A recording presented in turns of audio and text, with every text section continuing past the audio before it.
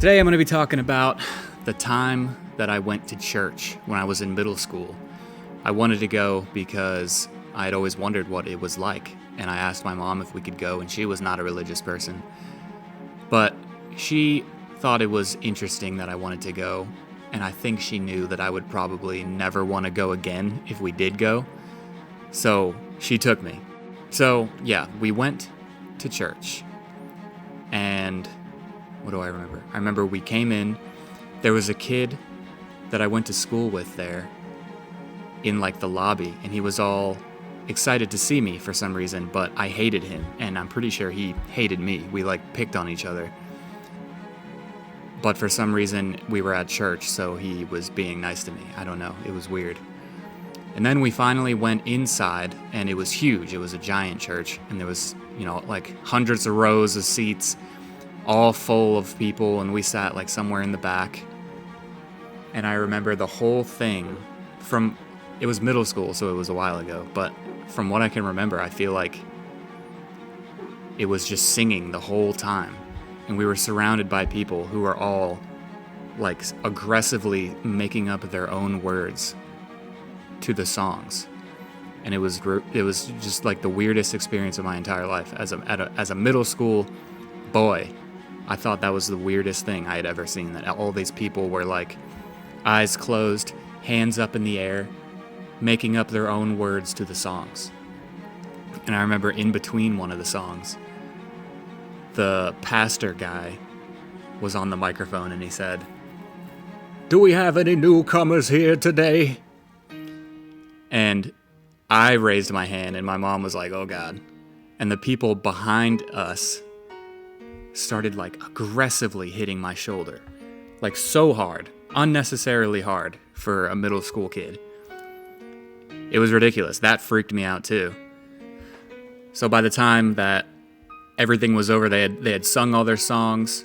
I remember looking around, and it looked like the people around me looked like they had gotten in a fight, like they were in a brawl, like we were at like a WWE match or something, and they're all screaming the whole time, and they're all sweaty, but they're like dressed nice, and it was all just like a really weird experience that, I don't know, like my personal experience, I don't recommend it. It's a weird place to be if you're not like a religious person from birth or whatever. And I'm still not a religious person, and my mom is still not a religious person. I don't think anyone in my family is, and that's okay. And it's okay if you are too, I don't really care. I'm not gonna like not be your friend or something just because you believe in Jesus. I don't care. But I wanted to close with a scenario that I've always been curious how people would respond to it if it actually did happen. So imagine it's just like a regular day. You're going about your business. Maybe you're at work, maybe you're home, you have the day off, maybe you're shopping, grocery shopping, walking your dog, and then out of nowhere, the ground starts like aggressively shaking, like it feels like an earthquake. And then a voice comes from the sky, like billowing voice echoing through the sky. And it's like, "People of Earth, my children, this is your creator." And it's like God, or it could be Jesus, one of them. And they're like, "It is time for the second coming of Jesus." And he comes down, and his like arms are wide open, and he's floating down from the sky. And you see people around you, and they're all looking like, "Oh my God, Jesus is real, God is real." And all the sinners in the world are like, "Oh shit, oh no, I'm going to hell." So he finally gets down, and then he talks again, and he says, "My children, I have decided, after thousands of years of deliberation, all of your sins are forgiven once again. On one condition, you must all form a line in front of me and blow me to completion, and then you will be able to enter the gates of heaven." and you're just like looking at him confused and hurt, you know? If you're a religious person, I assume you'd be hurt by that. And then you all form a line, and you can see like the people, the first person in line, giving Jesus a passionate blowjob. And you're thinking like, oh my God, I've never even sucked a penis.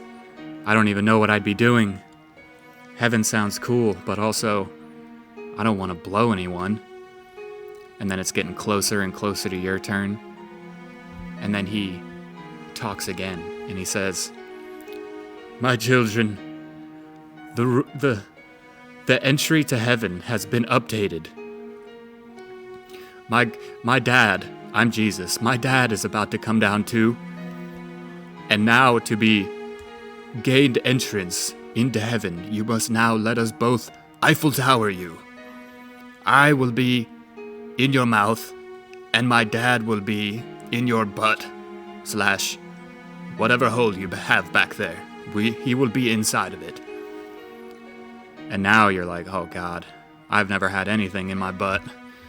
I don't know if I can do this. And you're considering like stepping out of the line, like, oh, but then I'm going to be here in hell. Hell sounds pretty lame, you know? I don't even like being pinched. You know, an infinite amount of pain sounds pretty bad to me at this point in my life. And I think, you know, if you had a lot of time to think about it, I think I would not do it. As like principle, I would not go to heaven. I would stay in hell. Hopefully it's not a shitty hell where it's just pain forever. Hopefully it's just like, you know, earth continues and you got to be all butthurt that all the good people went to heaven and you didn't. So now I'd like to flip that on you. What would you do? I'm curious. Would you blow Jesus / let his dad Eiffel Tower you? Let me know.